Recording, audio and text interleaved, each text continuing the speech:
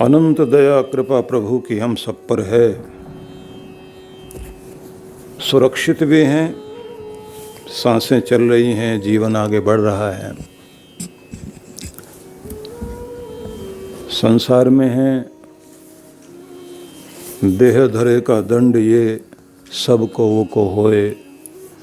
ज्ञानी भुगते हंस हंस कर, मूर्ख भुगते रोए। कर्म के आधार पर मनुष्य को यह तन मिला है। इस पृथ्वी ग्रह पर कुछ सांसें लेकर हम ये पूंजी लेकर आए हैं और रिश्तों का एक मेला मिला है।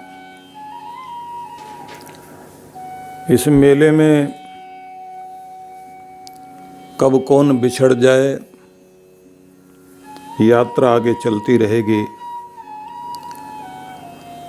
और ये सांस का सफर कहीं न कहीं तो रुकता ही है। यात्रा कहीं रुकेगी नहीं, क्योंकि जन्म जन्मांतर की यात्रा है ये। लेकिन मन में आता है कि हम कहाँ के लिए चले हैं और कहाँ जाना चाहते हैं। जब ये मन में बात आती है तो आपको खुद ही अपने आप अपने अंदर से उत्तर मिलता है कि हम सब दुख से बचना चाहते हैं और पूर्ण सुख, शांति, आनंद, तृप्ति, निर्भयता, निश्चिंतता, स्वतंत्रता पाना चाहते हैं। पूर्ण स्वतंत्र। इसी पूर्ण स्वतंत्रता को मुक्ति कहते हैं। मुक्त हो जाना, बंधन मुक्त होना। बंधन देह का भी छूट जाए। हमारा शरीर जो है, इसके अंदर सूक्ष्म शरीर है, 17 तत्वों का ये समुदाय है और इसमें हमारी स्मृतियां भी होती हैं। हमारे अंदर जितने भी हमने कर्म किए, उन सब के बीज, उनकी सब की यादें हमारे चित्त में रहती हैं। अनकॉन्शियस माइंड कह लीजिए आप। Conscious mind, subconscious mind, unconscious mind, memory bank. मनोविज्ञान जो आधुनिक कहता है, लेकिन हम अपनी दृष्टि से कहें तो हमारा जो अंतःकरण है, मन, बुद्धि, चित्त, अहंकार, अहम तत्व आपको बताता है कि मैं कुछ हूँ। चित्त कहता है कि जो कुछ तुम कर रहे हो वो सब मैं अपने अंदर लिख रहा हूँ या अंकित कर रहा हूँ। ये चित्रगुप्त अंदर ही बैठे हुए हैं। मन है जिसका काम है विचार उत्पन्न करना, और ये भी दो ही तरह के विचार उत्पन्न करता है, एक पॉजिटिव और एक नेगेटिव, जिसको संकल्प और विकल्प कहते हैं। संकल्प विकल्पात्मकम मनः। मन संकल्प और विकल्प का रूप है। ये अंधेरे की बात भी करेगा, रोशनी की भी बात करेगी, आशा की बात भी करेगा, निराशा की बात भी करेगा, उन्नति की बात भी करेगा, अवनति की बात भी करेगा, जीतने की बात भी करेगा, हारने की बात भी करेगा, संयोग की बात भी करेगा, वियोग की भी बात करेगा। पाना, खोना, लेना, देना, आना, जाना, ये जितनी भी चीज़ें एक दूसरे से विपरीत हैं, इन सब तरह के विचारों को मन अपने अंदर से उत्पन्न करता है। इनके पीछे एक जज बैठा हुआ जिसका नाम है बुद्धि, जिसका नाम है अक्ल। उसको कहते हैं धारणावती बुद्धि, निश्चयात्मिका बुद्धि। जो निश्चय करे, डिसीजन ले, डिसाइड करे और किसी एक निश्चय पर जाकर पहुंच जाए, धारणा बनाए कि ऐसा हो सकता है। और जैसे ये निश्चय कर लेती है तो उसी के बाद अहम तत्व को एक्शन में जाने के लिए इंद्रियों को संदेश जाए, तो उससे पहले चित्त भूमि से, चित्रगुप्त से ये पूछा जाता है कि रिकॉर्ड देखकर बताओ, जो अब हम लोगों ने निर्णय लिया है ये ठीक है, ऐसा पहले भी किया था हमने, तो क्या लाभ हुआ, क्या हानि हुई। अंदर से उत्तर आ जाता है, हाँ पहले भी हमने ऐसा किया था, फ़ायदा हुआ था, चलो करते हैं। इस तरह से आप एक्शन में आते हैं। मज़े की बात यह है कि जो भी आप करते हैं उस सब के बीज आपके अंदर अंकित रहते हैं, और जैसे देह छूटती है तो ये शरीर बाहर का खोल पड़ा रह जाता है। और इस हंस के साथ, आत्मा के साथ में सूक्ष्म शरीर और कारण शरीर, ये दोनों अंदर से निकल कर चले जाते हैं। फिर उसी के अनुसार हमारा अगला जन्म होता है, और जब तक सूक्ष्म शरीर से छुटकारा नहीं होता तब तक उत्पन्न होना पड़ता है। तो इसको ऐसे बोलते हैं, हमारे महान पुरुषों ने इसके लिए और संत पुरुषों ने बहुत तरह की बातें जो कही, उसका सार सुन लीजिए आप। वो कहते हैं कि जैसे धान का चावल निकलता ना, जिस धान वाले बीज में से,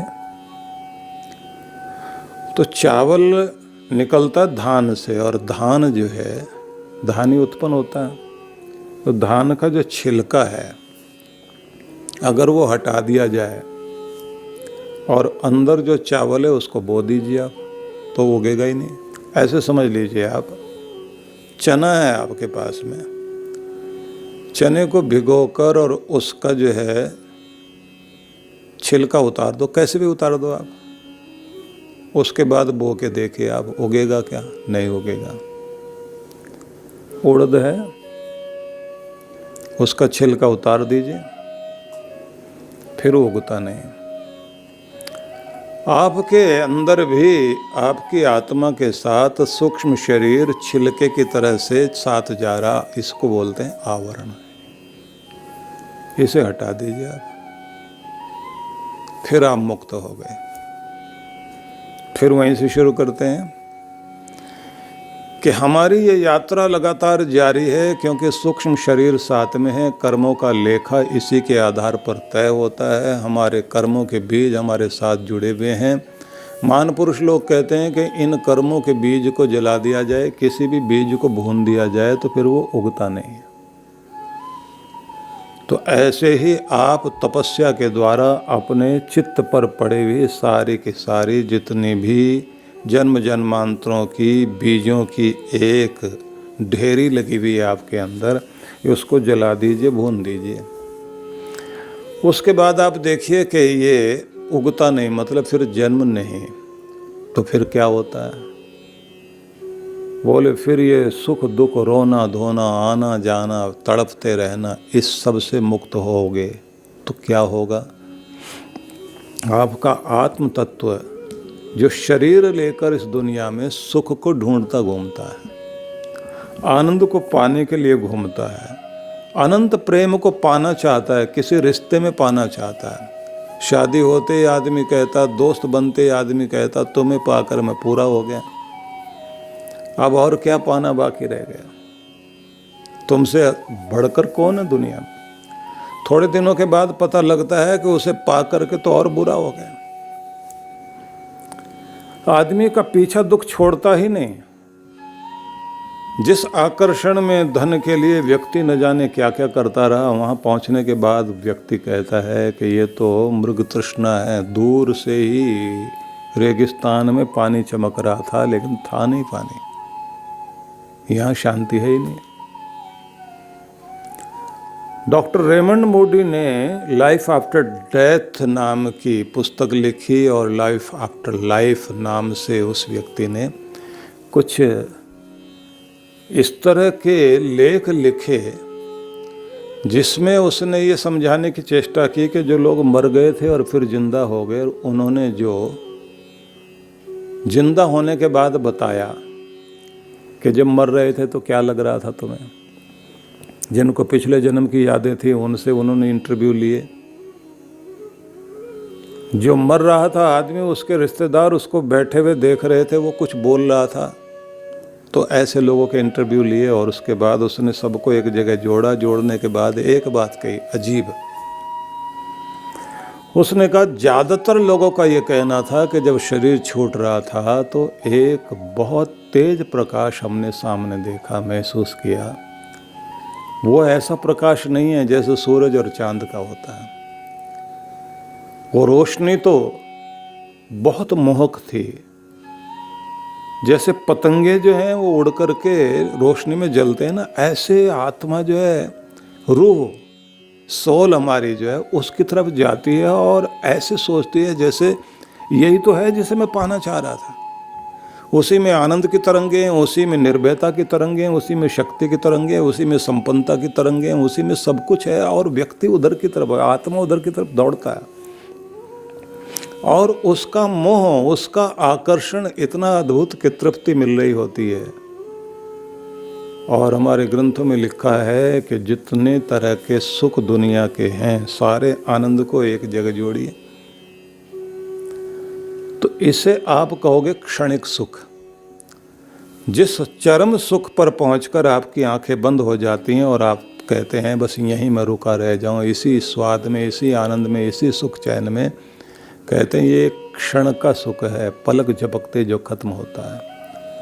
लेकिन फिर भी सारी धरती का सारा सुख एक जगह जोड़िए और उसको करोड़ों करोड़ों गुना बढ़ा दो, उतना कहीं आनंद व्यक्ति को वहाँ मिलता है जब व्यक्ति मुक्त होकर अपने परमात्मा से जुड़ रहा होता है।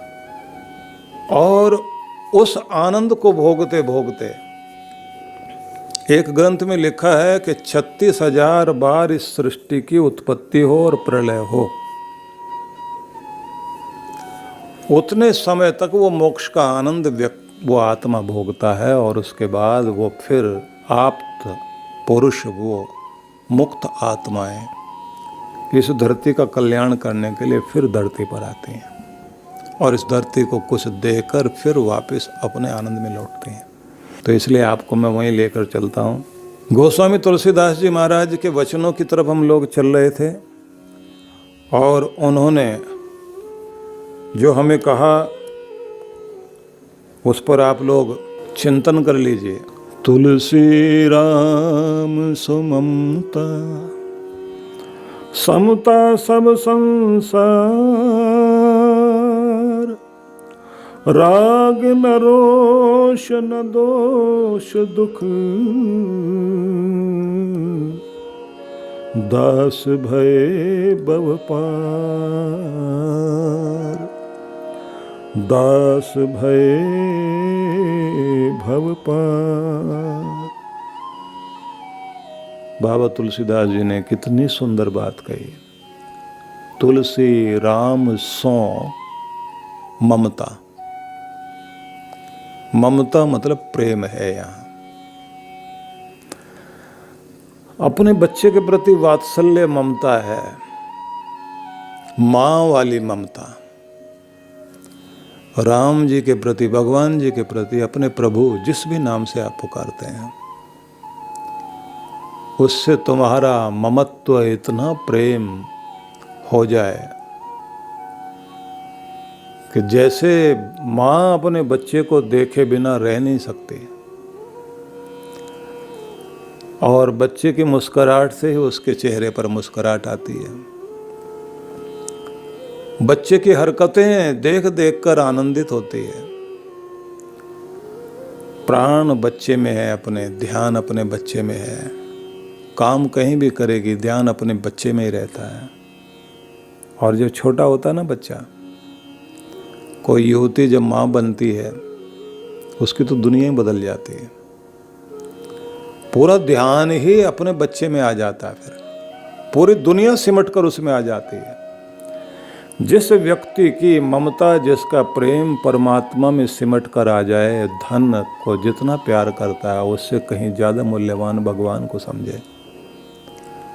जैसे कोई पद प्रतिष्ठा के लिए व्याकुल रहता है तो व्यक्ति को लगे परम पद, परमात्मा की प्राप्ति ही सबसे बड़ा पद है। सबसे बड़ी सत्ता तो भगवान की सत्ता है, उसी पर बैठना है, वहीं पर जाना है।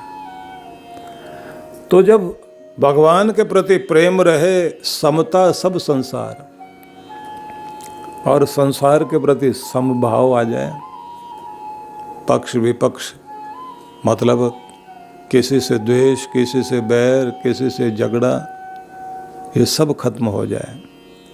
या ऐसे कह लीजिए कि अपने जैसा सारे संसार को देखना आ जाए, अपने अंदर अपने भगवान को देखना आ जाए और सब में अपना आपा देखना आ जाए। राग न रोष न दोष दुख, दास भय भव पार। न राग रहे, न रोष रहे। किसी को देख करके रोष आता है ना तो द्वेष हो, न राग रहे, न दोष देने की आदत, और न किसी बात को लेकर शोक मनाना, दुख मनाना। द्वंद्वों से ऊपर उठ जाओ, अपने जैसा सबको देखो, अपने हृदय में परमात्मा का प्रेम बसा लो, तो इस भव सागर से पार करना, पार होना बहुत कठिन माना जाता है। बाबा तुलसी कहते हैं, दास भय भव पार। ऐसा जो दास होगा, ऐसा जो भक्त होगा, भव पार हो जाएगा। फिर उसको कोई भी चीज इस दुनिया में बांध नहीं सकेगी। और समझाने के लिए समझाया गया कि इस दुनिया के प्रति इतने ज़्यादा लगाव मत कर लेना। प्रेम के काबिल अगर कोई है तो अपना संपूर्ण प्रेम अपने परमात्मा को दीजिए। संसार के साथ प्रेम भाव रखो, दया भी, करुणा भी, मित्रता भी, पर आसक्ति मत रख लेना। नीति का वचन कहा उन्होंने, दीर्घ रोगी दरिद्री कटु वचनो लुप लोग, तुलसी प्राण समान तबु, होत निरादर जो। दुनिया की रीति देखो, लंबी बीमारी हो जाए, प्राण प्यारा आदमी भी हो, उसका आदर चला जाता है। न तो ये ठीक होता, न ये खाट छोड़ता, न उठता। मुसीबत हो गया ये तो। व्यवहार बदल जाता है लोगों का। लंबी बीमारी हो जाए, प्राण प्यारा आदमी भी हो, उसका आदर चला जाता है। न तो ये ठीक होता, न ये खाट छोड़ता, न उठता। मुसीबत हो गया ये तो।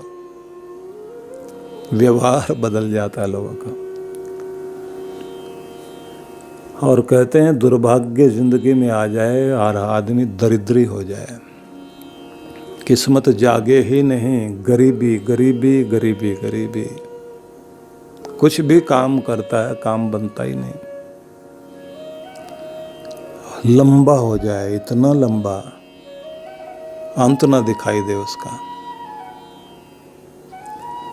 बच्चे से लेकर घर के सब लोग ताने मारते मारते कितना निरादर करते हैं।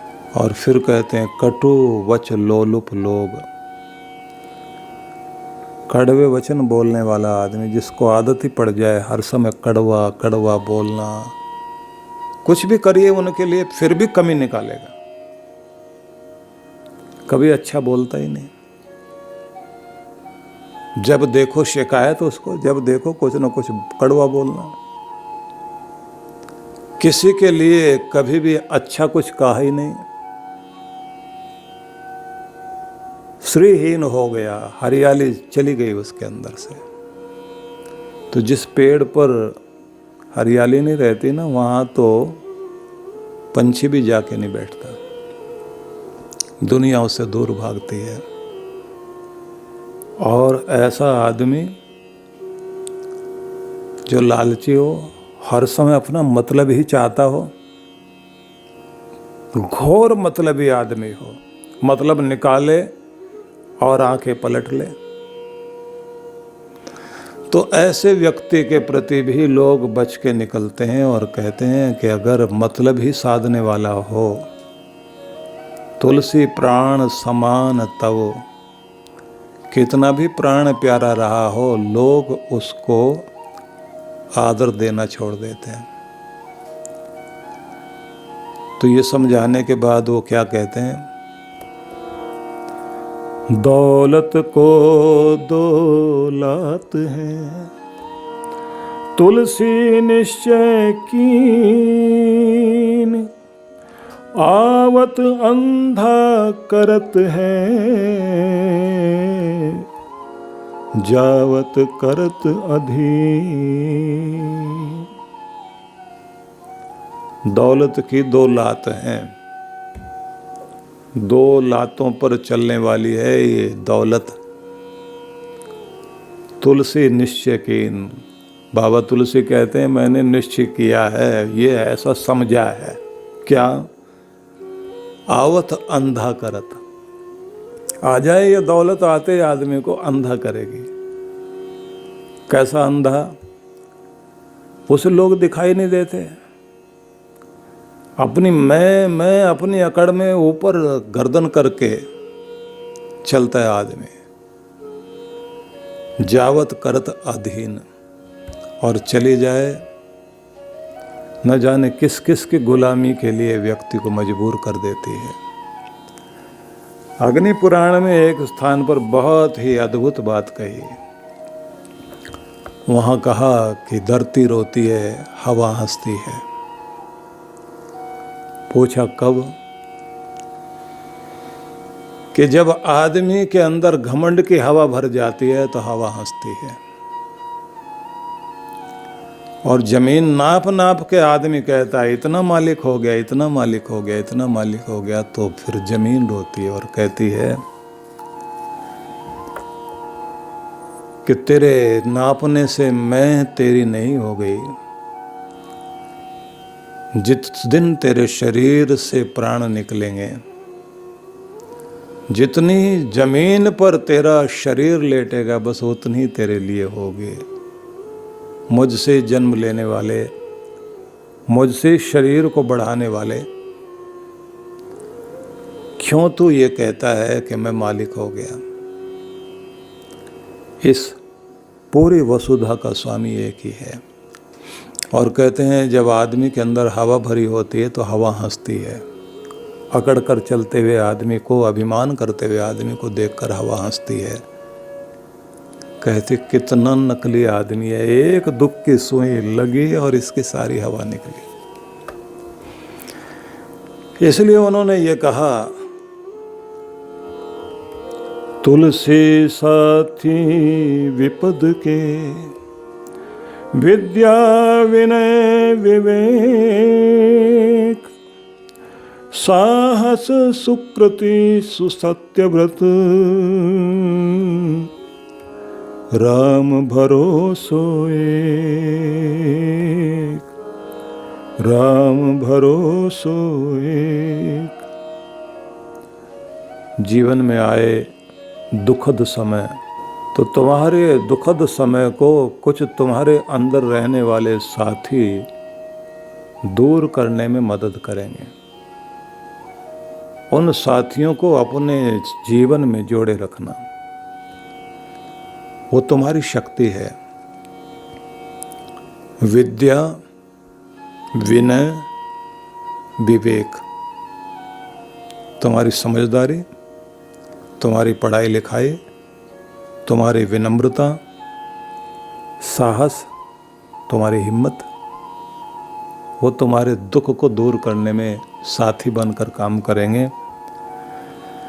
सुकृति सुसत्य व्रत, तुम्हारा पुण्य तुम्हें बचाएगा। मदद के लिए कोई न कोई रूप बनकर आएगा। सुसत्य व्रत, जो नियम संयम अपनाए, जो आपने अब तक भगवान की भक्ति करते हुए जो कुछ अच्छी चीज़ें अपनाई, वो सब तुम्हारी ताकत बन जाएगी और वही शक्ति बनकर तुम्हें बचाएगी। राम भरोसो एक, और परमात्मा का विश्वास, उसका भरोसा कि ये तुम्हारी ताकत बनेंगे। थोड़ा थोड़ा विचार कर लीजिए कि विपत्ति आएगी तो सारी दुनिया तुम्हें छोड़कर अलग हो जाएगी। कमियां निकालेंगे। जिन बच्चों को बोलना सिखाया, खड़े होना सिखाया, मैनर्स सिखाए, वो आपको खड़े होकर बताएंगे आपको बैठना नहीं आता, आपको खाना नहीं आता, आपको चलना नहीं आता, आपको काम करना नहीं आता, आप डिसीजन गलत लेते हो, आपने हमारी जिंदगी कैसी बना दी। कुछ भी बोलेंगे और यहां तक बोल सकते हैं आपने हमारे लिए किया क्या। जिसने अपने जीवन का स्वर्णिम काल अपनों को खड़ा करने में, उन्हें ऊंचा उठाने में सब कुछ कुर्बान कर दिया हो, उनको जब ताने दिए जाते हैं और ऐसे शब्द बोले जाते हैं तो जैसे आदमी के अंदर से कोई प्राण खींच लेना, ऐसी हालत हो जाती है कि मैं तो अपने आप को लुटा बैठा हूं इनके लिए, और ये कुछ मुझे कहा जा रहा है। विपत्ति में तो भाई से लेकर बहन, बेटा, पत्नी सब विपरीत हो जाते हैं। मृच्छकटिकम एक संस्कृत का नाटक है जिसमें सब कुछ लुटा पिटा करके उसका जो नायक है दरिद्री होकर दुनिया की भीड़ के बीच से जा रहा है, और उसके अपने बाल सखा, उसके अपने प्यारे रिश्तेदार सामने से गुजर रहे हैं और उसको देख नहीं रहे, तो वो हंसता है उस समय खड़ा होकर, बोले आज तो मैं सिद्ध हो गया हूं। सिद्ध पुरुषों के बारे में सुना है कि वो ऐसा शरीर बना लेते हैं कि वो किसी को दिखाई नहीं देते और उनको दुनिया दिखाई दे रही होती है, कि लगता है कहीं इस गरीबी ने मुझे सिद्ध पुरुष तो नहीं बना दिया, कि मैं तो सबको देख रहा हूं लेकिन कोई मुझे नहीं देख पा रहा, और उसके हास्य में जो रुदन छिपा है कि गरीबी, दुख, तूने मुझे क्या बना दिया। विपदा आए तो व्यक्ति का हाल क्या हो जाता है, सोच नहीं सकते आप। कहते हैं कि अगर समझ सकते हो कि साथ देने वाला कोई होगा तो तुम्हारी विद्या, तुम्हारा कौशल, तुम्हारा हुनर वो तुम्हारा साथी बनेगा, इसलिए अपने हुनर को सीखते रहो।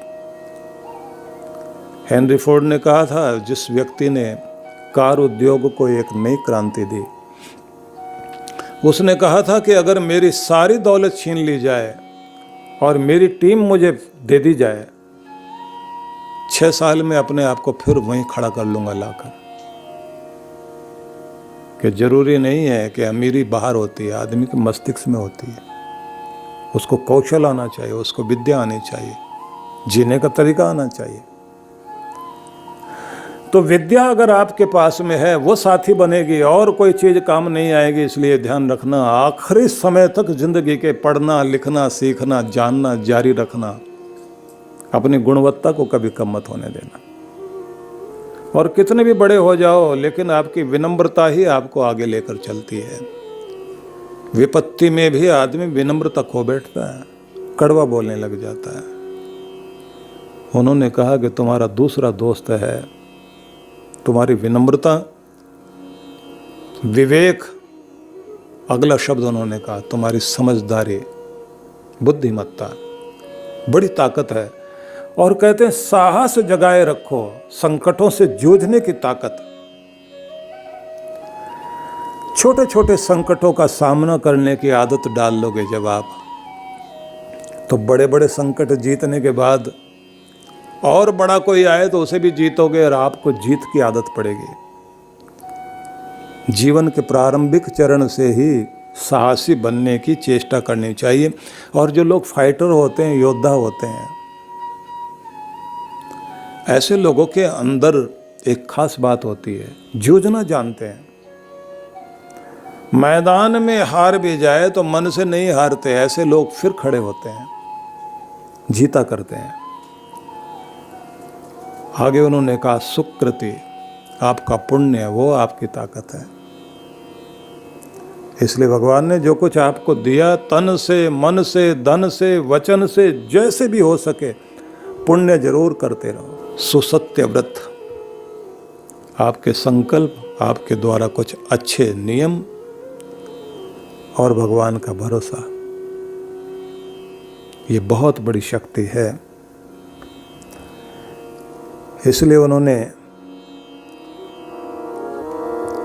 राम नाम मणिदीप धर, जीव देहरी द्वार, तुलसी भीतर बाहिरो, जो चाहसी उजियार।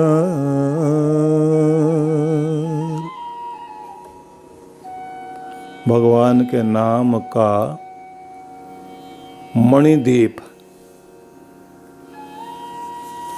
यहां दीपक कहा, लेकिन ऐसा दीपक नहीं जो बुझ जाए, मणिदीप। ये आप अपने घर के देहरी पर रख लीजिए। दिया घर की देहरी पर, देहरी वो जहाँ से द्वार खुलता है और आप अंदर जाते हैं, तो बीच वाली जो लकड़ी होती थी उसको देहरी बोलते थे। बोले वहाँ दिया रखो। परिणाम क्या होगा? बाहर भी रोशनी और अंदर भी रोशनी। कि ऐसा दीपक कौन है कि केवल भगवान का नाम, जिह्वा की देहरी पर भगवान का नाम बसाइए। तुलसी भीतर बाहिरो, जो चाहसी उजियार। बाहर और भीतर रोशनी हो, क्योंकि जब अंदर अंधेरा होता है तो बाहर कितनी भी रोशनी क्यों ना हो, आदमी कहता है मेरे लिए आज दुनिया अंधेरी है, कुछ भी नजर नहीं आ रहा मुझे। और जब अंदर रोशनी आ जाती है तो बाहर कितना भी अंधेरा क्यों ना हो, आदमी हाथ पांव किसी तरह मार के रास्ता ढूंढेगा। लेकिन कहते हैं बाहर भी उजाला और अंदर भी उजाला, रास्ता एक ही है। भगवान के नाम का सहारा लो और इस सहारे को छोड़ो मत। कितने सारे संदेश उनके हैं। मैं अपनी डायरी देख रहा हूँ, बहुत पहले के कुछ लिखे हुए हैं, जिनको भी देखता हूँ, जिन अभी तो दोहे की बात कर रहे हैं, और अगर हम चौपाइयों की बात करें, उनके कवितावली की बात करें, उनके भजनों की बात करें, तो बहुत प्यारे संदेश हैं। प्रारब्ध पहले रचा, पीछे रचा शरीर, तुलसी चिंता क्यों करे, भजले श्री रघुवीर। पहले किस्मत लिखी गई, फिर बनाया गया शरीर। कहते हैं कि फिर चिंता क्या करनी, किस्मत के अनुसार तो तुम्हारे सामने आएगा। तो ऐसा भी कहते हैं भाग्य में होगा तो भाग कर आएगा, और नहीं भाग में होगा तो भाग ही जाएगा।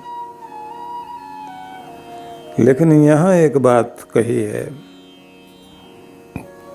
कि चिंता ना कर, भजले श्री रघुवीर। भगवान का ध्यान कर, उसका भजन कर। क्यों?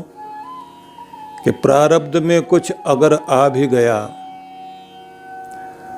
तो परमात्मा की कृपा का सहारा इतना बड़ा होता है कि दुर्भाग्य भी हो सामने तो वो भी हटेगा, और अगर सौभाग्य है तो उसे और जगा सकोगे। तो 7 चीजें मांगनी चाहिए, क्योंकि इन दिनों नवरात्रे चल रहे हैं।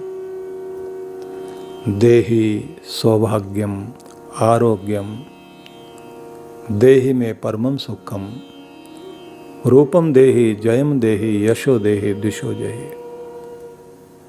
जगदम्बा जगजननी माँ परमेश्वरी हमें सौभाग्य दो, आरोग्य दो, परम सुख प्रदान करो, सुदर्शन व्यक्तित्व दो जिसमें आकर्षण बना रहे जीवन के अंतिम भाग तक। देहि सौभाग्यम आरोग्यम देहि में परमम सुखम, और परम सुख प्रदान करो, परम चरम सुख। और साथ में जो शब्द कहे वो और भी अद्भुत है। देहि सौभाग्यम आरोग्यम देहि में परमम सुखम, रूपम देहि जयम देहि।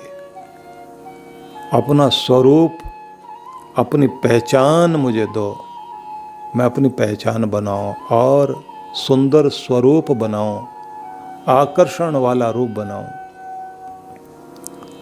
रूपम देहि जयम देहि, जीत दो, जीतने का जज्बा बना रहे, विजयी रहूं। रूपम देहि जयम देहि यशो देहि दिशो जयी, और यश प्रदान करो। और आखिर में कहा परम प्रेम प्रदान करो। तो बहुत बहुत आशीर्वाद सभी को।